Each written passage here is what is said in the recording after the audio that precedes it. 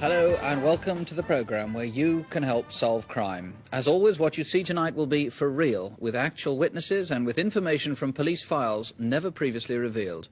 Maybe you'll find that you know something the police don't know. If so, the detectives behind me are waiting for your call. In case you do see something you recognise, be ready to write things down. Here's the main number, 01811 8055. But we'll have other numbers for you throughout the country. If you'd rather not speak to a police officer, you can talk in absolute confidence to a BBC researcher. And it really works. Thanks to your calls, Crimewatch has consistently achieved results. In fact, this is the 10th edition of Crimewatch and it's our first anniversary. I can tell you that as a direct result of your calls over the past year, 30 people have been arrested and many now face serious charges in connection with very violent crimes. For example, last month, police investigating the murder of Pamela Reynolds in Worthing needed to trace a particular car. Well, a viewer, an off-duty policeman as it happens, recognised that car, called in, and a man was arrested in Betsy Coed in North Wales. He has now been charged with murder. And still in North Wales, we asked for your help in solving the disappearance of Mrs Mfanwe Jones, who went missing from her home in Cordwan on the 4th of January.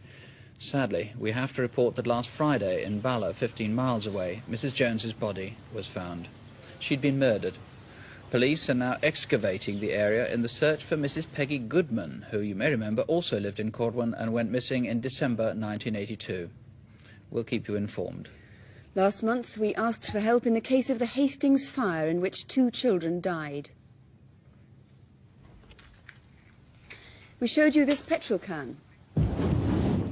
It was found in the garden of the house where the fire started, and as a direct result of the programme, police are almost certain that the can was taken from a garage nearby. They're now pursuing this new line of inquiry. It's probably completely unconnected now, but on Sunday, February the 3rd, the morning after the fire, the body of a man who'd shot himself was found on the beach at Eastbourne. Police have made an artist's impression because they're not able to identify the body. They're anxious to find out who he was so they can inform friends or relatives. If you recognise him, please ring Hastings Police on 0424 425 000. That's 0424 for Hastings, 425 000. In July last year, we appealed for information about the murder of Caroline Osborne from Leicester. We had a large number of helpful calls, but the killing, nonetheless, remained a mystery. Then on April the 27th this year, there was another murder in Leicester. Amanda Whedon, a nurse, was found stabbed to death near the Gruby Road Hospital where she worked. A man was arrested in connection with that crime. He's subsequently been charged with both murders. And last month's Aladdin's Cave of stolen property was our most successful yet. Every item but one from Cheshire Police, including all these porcelain figurines, proved to come from one burglary. And many of the items Hertfordshire Police wanted to identify have now been claimed by their rightful owners. We start this month with an armed robbery. Lothian and Borders Police, who asked for our help, say it was a miracle that no one was hurt in the affair. The reconstruction you're about to see is as accurate as possible, given eyewitness accounts. The robbers you see are, of course, actors, but they resemble eyewitness descriptions. Remember, people's memories aren't infallible, and no doubt it will emerge that some of the details turn out to be different. If you can give more information, or if you saw anything to do with the robbery, please do call us. It happened 3 months ago in Edinburgh. The date is Friday, the 1st of March. The people of Edinburgh are to witness an extraordinary chase through the main streets of the city. This is Waterloo Place in the centre of Edinburgh. At 4:30 p.m, this blue Ford Cortina with 3 men inside stopped opposite the Edinburgh housing offices. The car had been stolen from Glasgow the day before.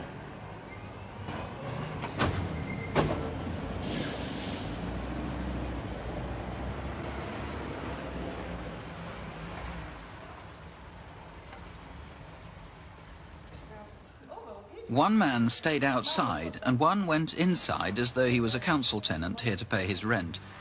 But instead of going to the counter, he sat with cleaners who were waiting for the offices to close. Several minutes later, a Securicorps van arrived to collect the day's takings from the cashiers, leaving a guard to keep watch in the back of the van.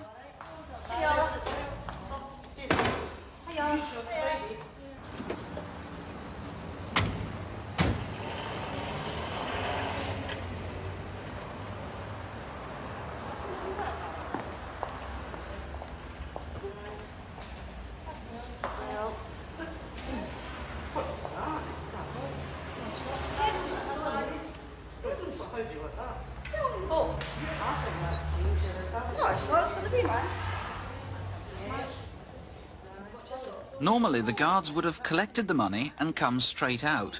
But today, the cashiers weren't ready, and there was a 15-minute wait.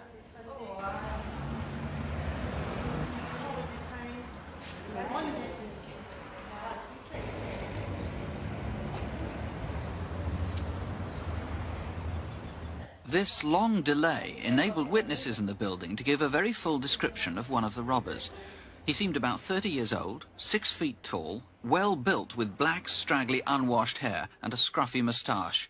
He had a pale complexion. It's now 4:45 p.m. It seems that by looking through the window into the cashier's office, the accomplice outside was able to give a signal that the guards were about to emerge.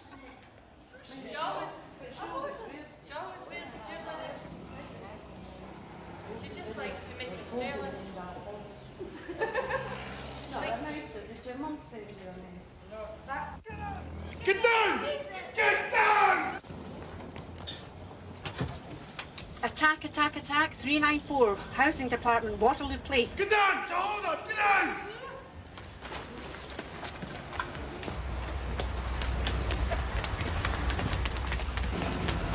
At the front!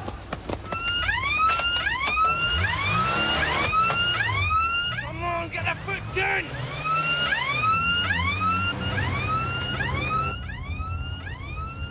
Come on!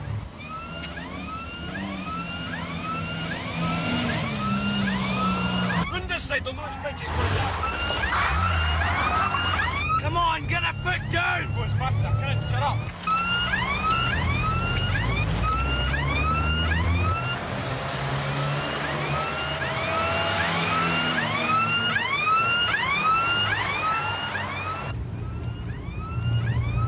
Up here, turn right, up the hill!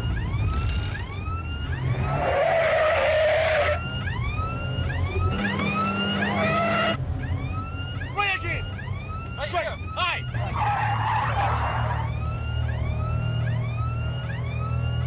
Bastard still behind us!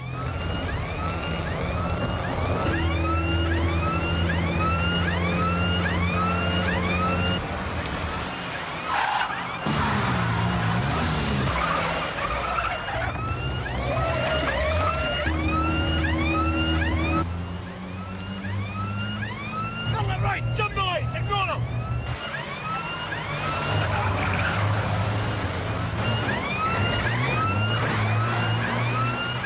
Come on! Jesus Christ! Right behind us! Come on, hurry up, will you?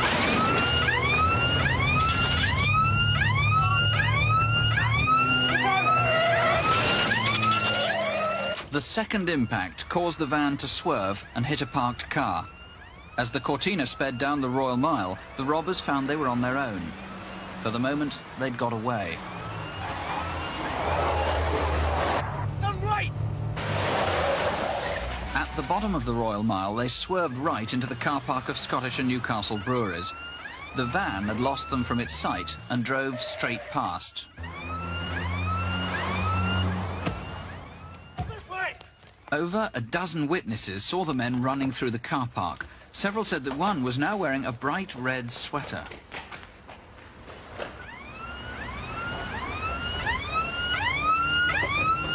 The Securicorps van had lost them, and with a burst radiator, it had to give up the chase.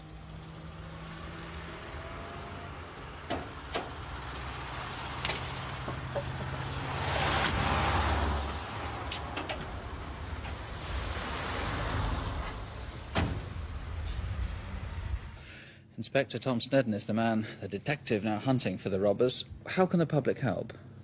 Well, I would ask anyone who witnessed the robbery or the subsequent chase through the streets of Edinburgh to contact us if we've not already interviewed them.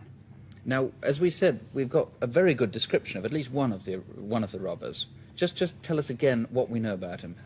I think it's important to emphasise the point that the men are actors. The description of the gunman, he's about 6 feet, approximately 30 years of age.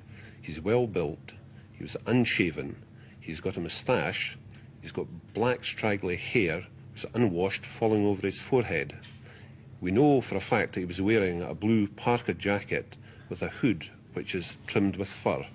Right, and the second man? The second man and the third man, they're both rather patchy, the descriptions. The second man's approximately 25 to 30 years. He's 5'7", he's well built, he's unshaven, he's possibly got a beard. He was wearing a ski cap, either brown or green, and a green jacket. The driver, who's the third man, he, in fact, has got short hair, he's about 27. He's clean-shaven, but we do have witnesses speaking to the fact that he's possibly got a bad complexion, pockmarked or spotted face. Now, you mentioned things that they were wearing. On the other hand, when we saw them in the last shot as they were escaping from the car park, one of them, it seemed, was wearing a bright red pullover as they ran off into Hollywood Road. That's correct. We believe that, in fact, they've changed clothes in the car. You would also notice that they were only carrying one bag, because there was 4 bags stolen, and we believe they've put them into one hold all.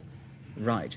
Now, presumably you lost sight of them after the car park, so you want anybody who might have seen suspicious people running away beyond that point? That is correct. Anyone in a red, wearing a red jersey or carrying a hold all in the area of Hollywood Road to come forward. Now, I mentioned that the car had been stolen from Glasgow the day before, which was, if I remember correctly, February the 28th. It was stolen in Glasgow, the registration number, I've got it here, SSF 701V. Yes. Now, you need to know more about that car, presumably, where it was in the intervening 24 hours. The car was stolen from Langside College Car Park, which is near Battlefield Road in Glasgow. It was stolen approximately between 7:30 p.m. and 9 p.m, and we would appeal to anyone who saw the car between these times and the time of the robbery to come forward. Right, so it's the car you need to trace in that intervening 24 hours, though you've obviously got it back now. Yes. You need to find any of the 3 men responsible. You want to see anybody who saw the chase, whether or not they feel they've anything important to tell you. That is correct, because these men could be from any part of the country and not necessarily from Edinburgh. And I would appeal to anybody who, in fact, either knows the men from the descriptions or think they know them, to contact myself or the numbers given, and they can speak to us in confidence. All right, Inspector Snedden, thank you. The number to ring, if you can help, is 01811 8055. Or you can call Lothian and Borders Police directly on Edinburgh 311 3131. That's 031, the code for Edinburgh, 311 3131. It was about this time last year that the papers were headlining the disappearance of 7-year-old Mark Tilsley from Wokingham. Despite a huge police inquiry, there's still no trace of Mark. It's a long shot, perhaps, hoping for new witnesses a year on. After all, hundreds of people have already tried to help. But Thames Valley Police have asked us to use the anniversary, which was 2 weeks ago now, to film a reconstruction and see if we could still jog a memory and provide a new and vital clue. Mark's home is in Wokingham, 10 miles from Reading in Berkshire.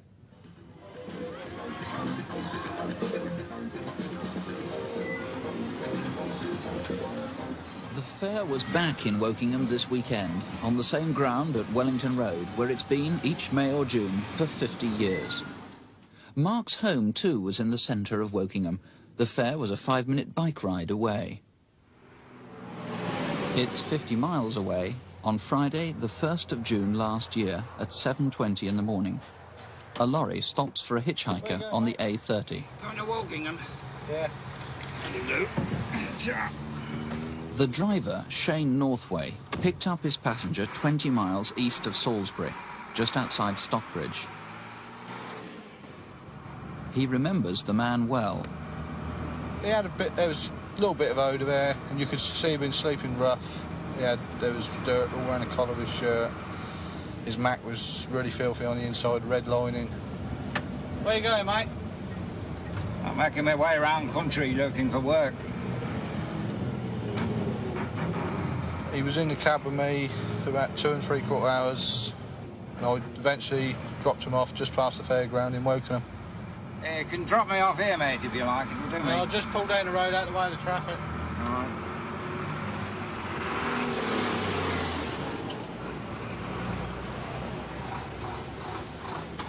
When the man got out, he headed back up Wellington Road towards the fairground. It was a busy time on the main road, and someone must have seen him.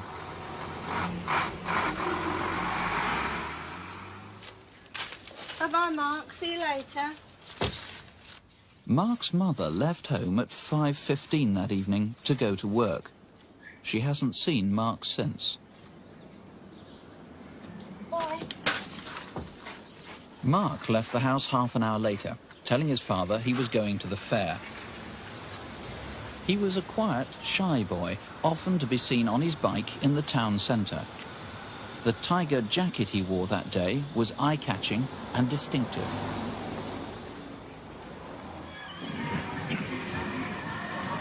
Eyewitness accounts confirm that Mark was at the fair by 6:30 that evening.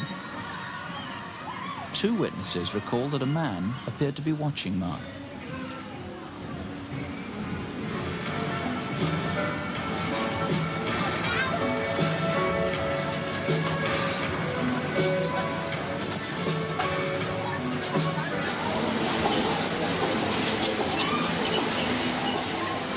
Police are also certain that an hour and a quarter later, Mark was still at the fair, now on the Dodgems.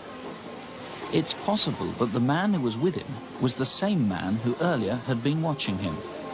He was about 6 feet tall, with scruffy hair, very similar to the man dropped off earlier in the day by the lorry driver. Except this man had glasses.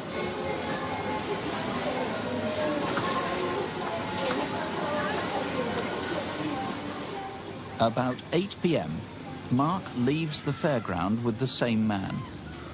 Though he left his bike behind, Mark appears to have left the fair quite willingly.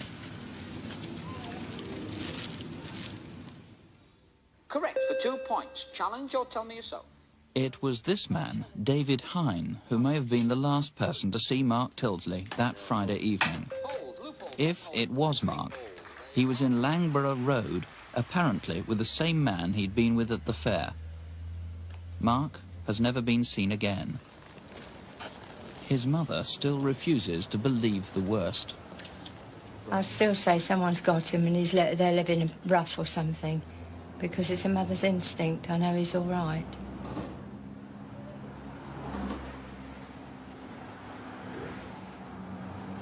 Well, we still hope so. Detective Superintendent Tony Miller is now in charge of this investigation. Now, how likely is it that the hitchhiker, the man there at the fair, and the man we've just seen in Langborough Road are one and the same man, in fact? Quite frankly, we can't say positively. What I can say is I'm fairly sure that the man seen at the fair and the man in Langborough Road are one and the same.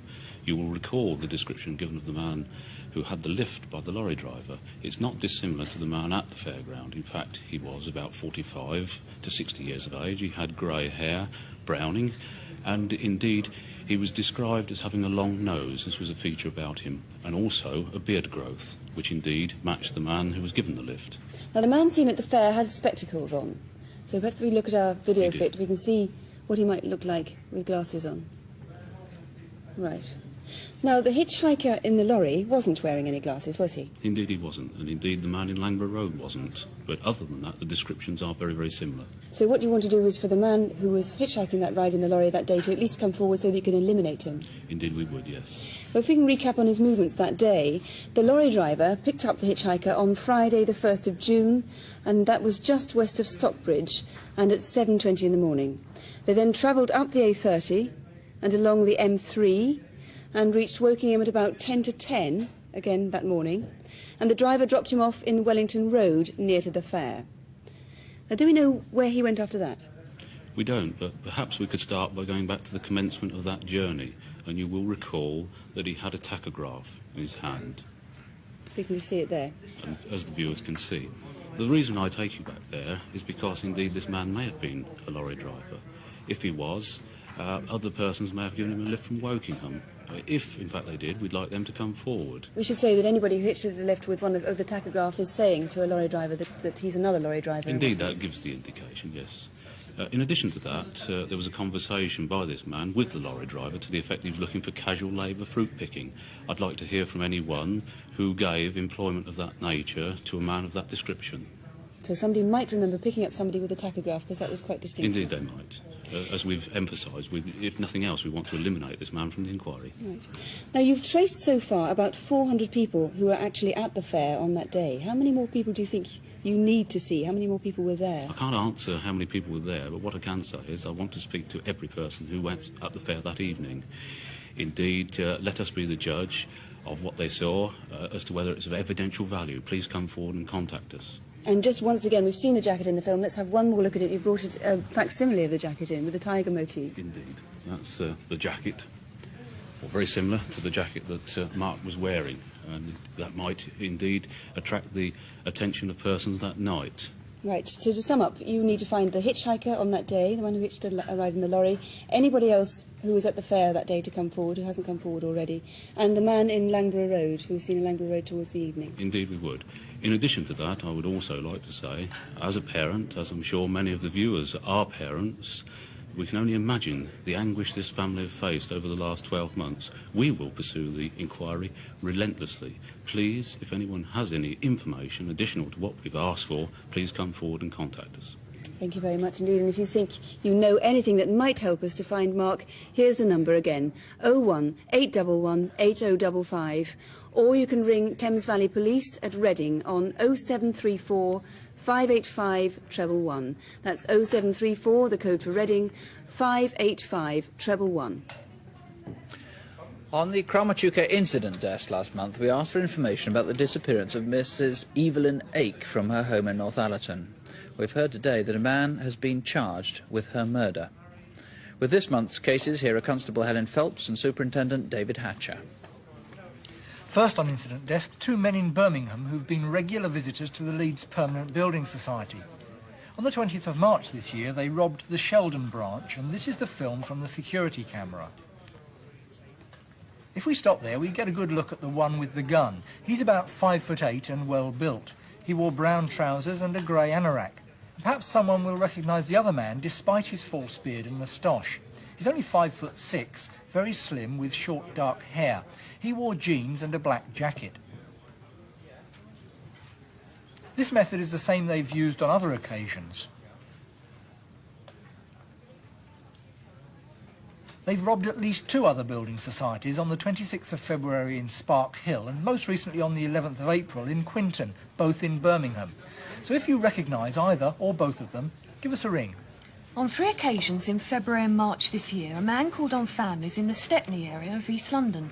He is claimed to be a health official and a doctor. In fact, on every occasion, he indecently assaulted members of the families concerned. He's described as well-built, 5'7" to 5'8", and thought to be aged between 30 and 40. If you think you recognise him, give us a call. And a general word of warning. If a doctor calls on you unrequested and asks to do a medical examination, call the police. Real doctors don't make house calls unless you've asked for them. And should anyone claim to be a health worker, ask to see their identity card. This is one from Stepney, but they may look a little different in other areas. If they haven't got a card, don't let them in. On Sunday, May the 12th, a hand grenade was found in Station Road, Beaconsfield in Buckinghamshire.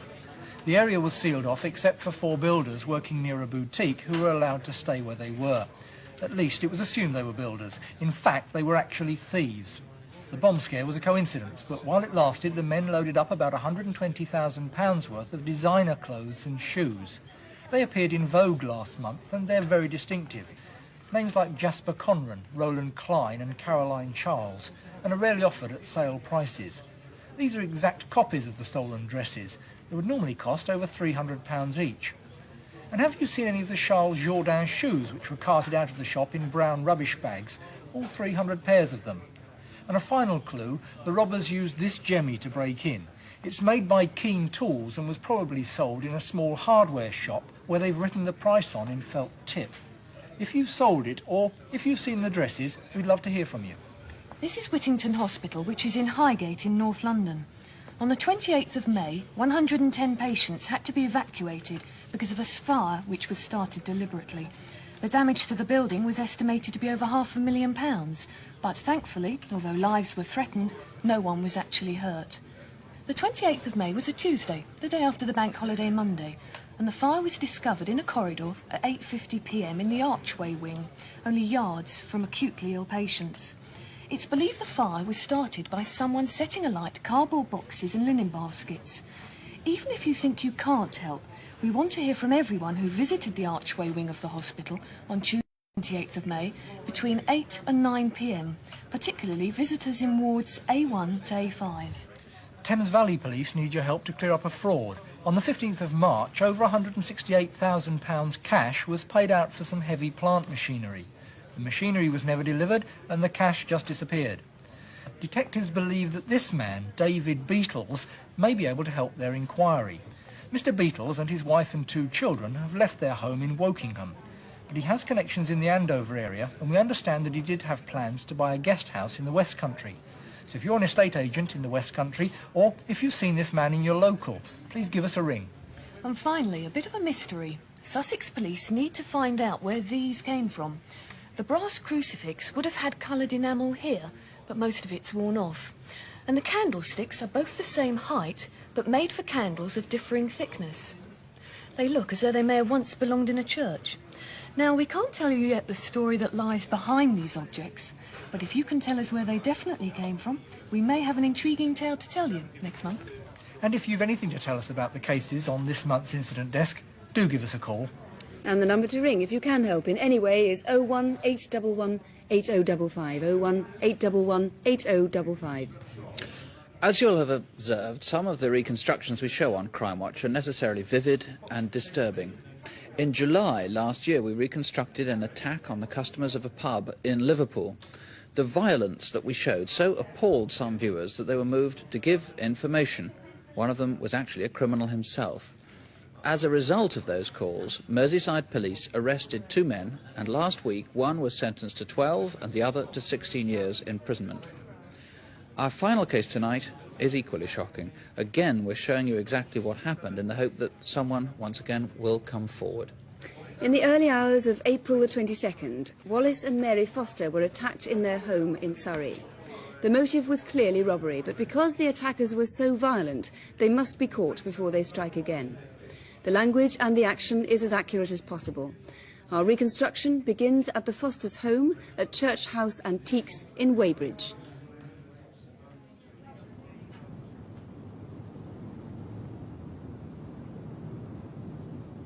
Wallace and Mary Foster had retired to bed at about 11:30 that night. The younger of their 2 sons, Zenos, was asleep in the next room. The older one, James, slept on the other side of the house, above the shop. He very often went downstairs in the middle of the night to raid the fridge, so his parents were used to hearing occasional noises.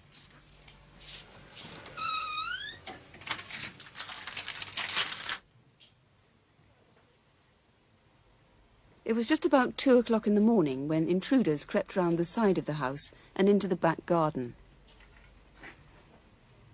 There was no alarm system. The 2 men jemmied open the French windows unheard. Wallace Foster was woken by noises inside the house.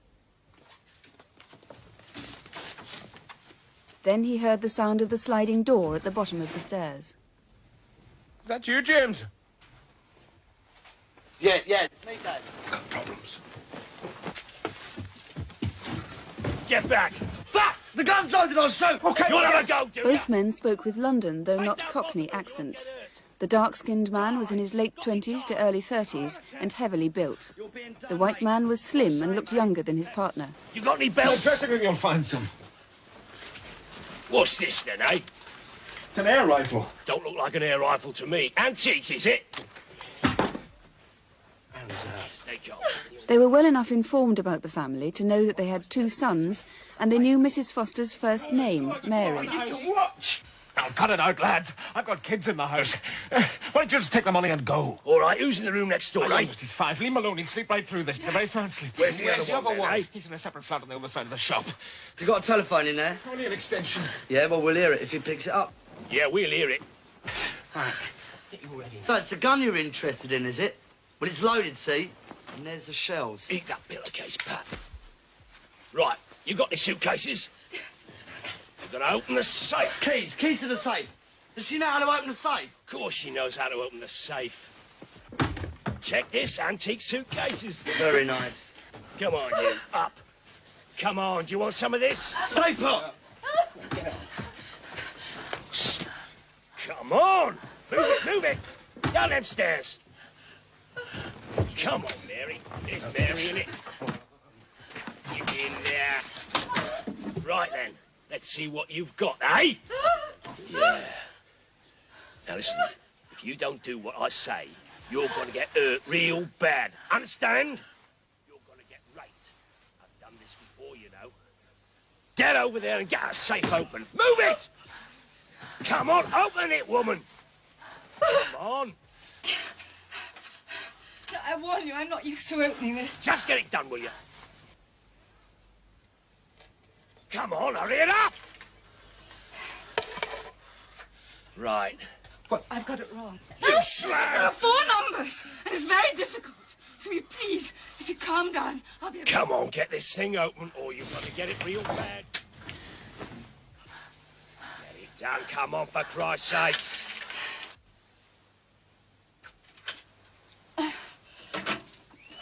Get up. It's the only place you keep valuables. In his hurry to grab as much as he could from the safe, the robber let a silver dish fall onto the floor. Just stay there, you won't get hurt, all right?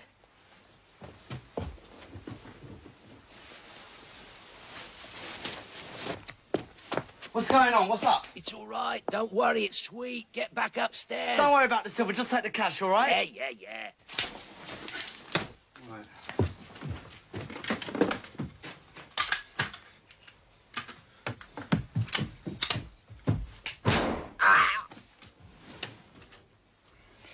Wallace was shot twice in the stomach before he managed to fire his gun, narrowly missing the villain's head. As he did so, a third shot hit him in the groin. He got loose! I've shot him! He's got a gun! Come on! Shit!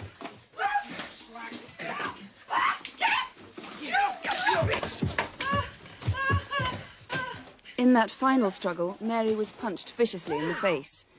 The men escaped, leaving almost everything behind except about £2,000 in cash and a few items of jewellery. Well, that was a month ago. Detective Superintendent John Gladwell, how are Mr. and Mrs. Foster now? They're both remarkably well. Mrs. Foster has slight bruising to the face. Mr. Foster has a bullet still lodged in the base of his spine, which is causing him some concern and a little pain. But apart from that, doing very well. Well, perhaps we can try and help find those violent robbers tonight. There's quite a bit to go on, isn't there? You've had several witnesses come forward already. Yes, we have. Perhaps we've got a reconstruction of one witness who saw on the day before, the Saturday before the actual crime, in the afternoon. He's the driver of this car. He saw 2 men walking towards Church House Antiques.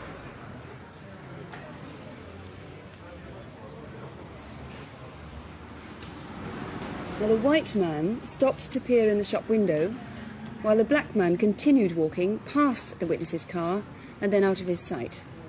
We don't know what he did in those few moments, but he couldn't see him. Then, after a while, the black man returned and joined his companion at the shop window.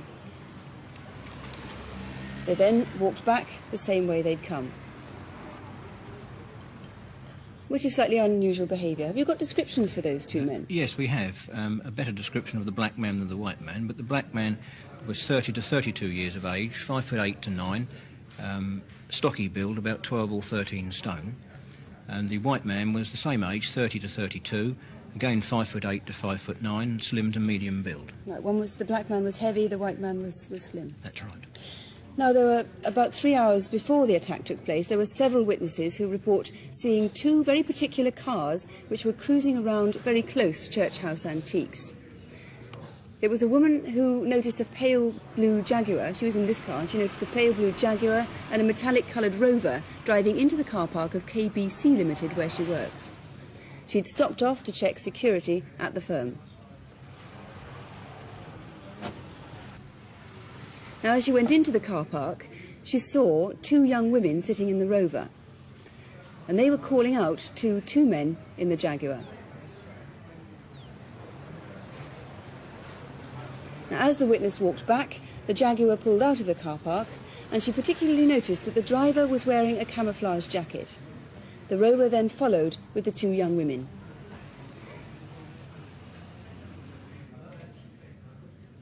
Now, there's one other sighting, in fact, wasn't there? So we're going to have a look at that in a minute. Here it is. It was about 20 minutes later, a taxi driver passing Church House Antiques, and he had to slow down to avoid 2 parked cars. One of those parked cars was a Jaguar, and the other one a Rover. So do you think those two cars were linked with the crime? They were very close, weren't they? Yes, indeed they were. They were, in fact, seen 3 times. The first time was at 10:20 in a nearby car park. We are very interested in these vehicles for obvious reasons. The driver of the Jaguar was wearing the camouflage jacket, which was similar to the camouflage jacket worn by the white intruder. We've had no stolen vehicles from our area. We've had no stolen vehicles found abandoned in our area. So we've reason to believe that the people that committed this crime used their own vehicle. And the taxi driver, our second witness, was carrying 2 passengers at the time, and they haven't come forward yet. No, that's right. He was carrying a male and a female who he had picked up from Hussein's restaurant in Weybridge, and he had dropped them off in Sunnyside at Walton-on-Thames. And although we've appealed locally, they haven't yet come forward, and I appeal to them to come forward tonight. Right. Now, the 2 robbers left behind one vital clue. That canvas bag. Yes, it's a common bag, but inside, painted in yellow, is a number which may mean something to somebody. It's 113, then there's a gap, and then the figure 8, and on the line underneath, the letter S or the figure 5. So that could be vital if somebody can tell us where that came from. Yes, indeed, I would. What exactly, in the end, did they get away with? It wasn't very much in the end. No. Just a few pieces of jewellery, 3 in particular, we're very interested in because there's only been 2 of this kind made. Those 2 pieces on the screen now, there have only ever been 2 of each one ever made? That's right. So... and I would ask that if anybody has bought these items or they've been offered for sale, if they could also contact us. So once again, there's a lot of distinctive information. There's those pieces of jewellery, there are the 2 cars which are seen in the area. Yes. Anything else you'd like people to come forward with to help you? Yes, if we're right in our assumption that the Rover and the Jaguar are involved in our offence, then obviously these vehicles were in the Weybridge area for some 3 or 3.5 hours. And I would ask any person that was in the Weybridge area, particularly in the area of Church Street, to come forward if they haven't already been spoken to by a police officer. And there was one anonymous caller you told me about who you'd like to call you again. Yes, on the Sunday after the offence, anonymous male phoned Mrs Foster at home and gave certain information about the black man, and I would ask him to come forward in confidence. This was a particularly violent attack, and we must catch these men before they strike again. Mr Foster, fortunately, was very, very lucky, but if they do strike again, the next victim may not be quite so fortunate. Mr Gladwell, thank you very much indeed. Indeed, we did cut out a lot of the violence, so if you know who they are, please do ring in. If you can help before these 2 men strike again, this is the number, 01811 8055. 01811 8055. If you prefer, you can call Surrey Police at Addlestone. The number there is Weybridge 45544. That's 0932 for Weybridge 45544. Now, if you haven't had a chance to write the other numbers down, they are all on CFAX if you have that. That's on page 186, and they're there for the rest of the week. And if you don't have a telephone or can't get through, drop us a line. Here's the address, Crimewatch UK, BBC TV Centre, London W12 8QT. Our main number here is easy to remember, and we'll be here all evening until midnight, so please ring if you do think you can help in any way. As always, we'll be back to tell you what develops in an hour from now. That's Crimewatch UK Update here on BBC One. Well, we're running a few minutes late, but just after 11:05. If you can't stay up till then, please remember what we say each month. That is that we cover cases police are most anxious to solve. In other words, very violent and nasty crimes. But violence is the exception, not the rule. So please, don't have nightmares. Do sleep well. And just before we go, in fact, take a look at these rather fine chairs. They're mahogany and leather with a carved crest and motto, and they belong to Edinburgh District Council. 64 of them have been stolen over a period of months while renovations have been in progress. Now, no councillor likes to lose his seat, so if you've seen them, please do give us a ring. We'll be waiting for your call. For the moment, good night. Good night.